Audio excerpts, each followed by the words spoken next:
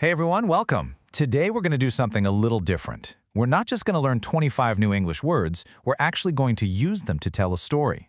A story about people, about power, and about conflict. And trust me, by understanding the story, you'll master the words. So let's get started. So you might be thinking, how is that even possible?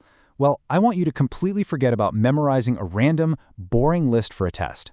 Today, these words are our building blocks. We're going to build a story together, piece by piece, about different kinds of people, the groups they form, and all the feelings that come along with it. This way, the words will actually stick.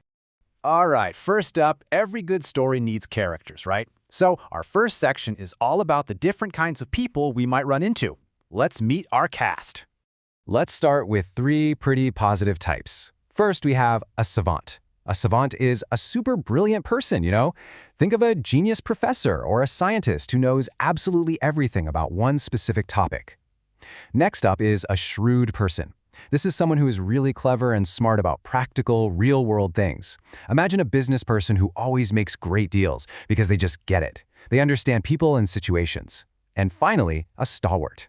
A stalwart is the best kind of friend, incredibly loyal and always there for you. They are the person who will stand by your side no matter what. Okay, now for a few other personalities. You've probably met a sophomoric person. This is someone who's kind of immature, but also way too confident. Think of a teenager making silly jokes who thinks they know everything. Then there's the sententious person. This is that one friend who is always giving moral advice using little sayings like, "A penny saved is a penny earned." You know, it can feel a bit like they're lecturing you. And last, we have a stolid person. A stolid person is someone who just doesn't show any emotion. They have a total poker face. You can never tell if they're happy, sad, or angry. Okay, so we've got our characters. Now, what happens when we put them all in a group together? Well, things can get pretty interesting. This next set of words tells a little story about how groups can come together and how they can fall apart. This can happen in any club, company, or even a whole country. So our story starts like this. Imagine a really big club. Suddenly, a few members realize they have totally different ideas from everyone else, so they decide to break away and start their own little separate group. That new, small group is called a sect. So what caused that little group to break away? The reason is a schism. Now, a schism isn't the group itself. It's the idea of the split. It's the huge, serious disagreement that divides everybody. Think of it like a giant crack that suddenly appears right down the middle of the group. And this leads us to the final step, the action. So you have the big disagreement, the schism. The small group, the sect, then makes a formal, official decision to leave. When they officially pull out of the main group, they secede.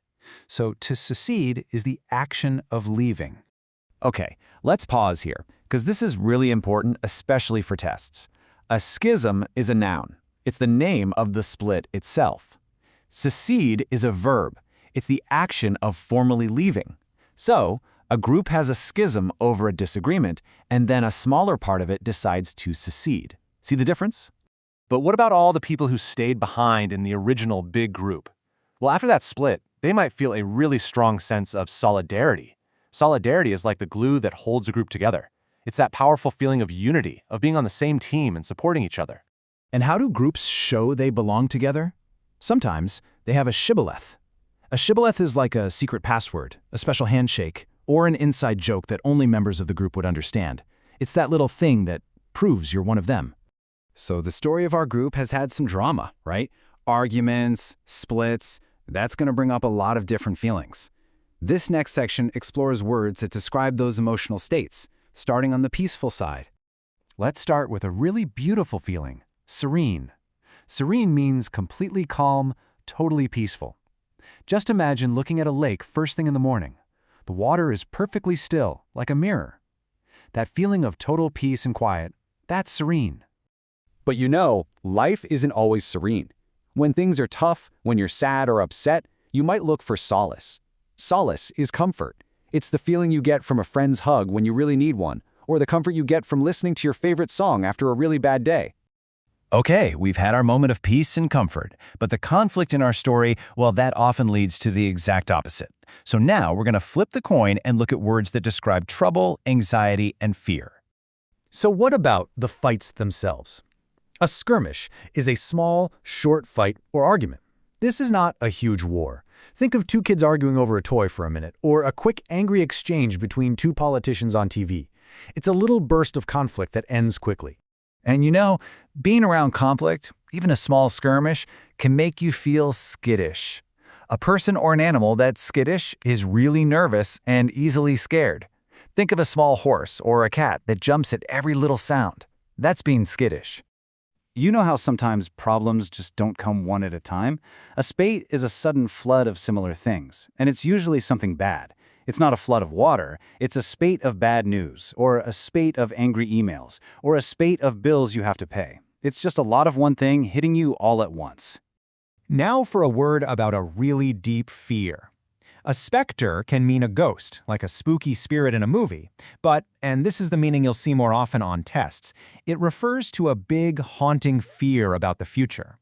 For example, the specter of unemployment is the lingering fear that you might lose your job. It's this threat that just hangs over everything, like a ghost you can't get rid of. So we've had characters, we've had groups, and we've had feelings. What's often at the heart of all of that? Power. This next bunch of words is all about who has control, what limits people, and the basic things that everyone needs. Let's run through these four pretty quickly. First up, sovereign. This is the top ruler, the person with all the power, like a king or queen. A sovereign ruler can shackle people, which literally means putting them in chains, but it often means just restricting or limiting their freedom in some way. Now, what about needs? To slake your thirst means to completely satisfy it, like when you drink a huge glass of water after being really thirsty. And finally, a stipend is just a fixed amount of money paid to someone, like a student, to help them cover their expenses. And here we are, our final section. Think of these last few words as your paintbrushes. They're all about describing a situation, a lifestyle, or a place, so you can paint a really clear picture with your words. Let's paint some final pictures here. Seclusion is the state of being alone and away from everyone, like a writer who lives in a cabin in the woods. A sedentary lifestyle is one with a lot of sitting and not much exercise. Sound familiar? That's many office jobs today. A spectrum is just a wide range of things, like the spectrum of colors in a rainbow, or the spectrum of political opinions. And last but not least, stark. Stark means bare, harsh, and severe. A room with just a bed and nothing else has a very stark look. And there you have it. We've been on a whole journey through characters, groups, feelings, and power. We've seen how these 25 words can actually tell a story. So now the story continues with you. I have a question. Which of these words stood out to you the most? Think about it, and then try to use that one word in a sentence sometime this week. That's how you really make it your own.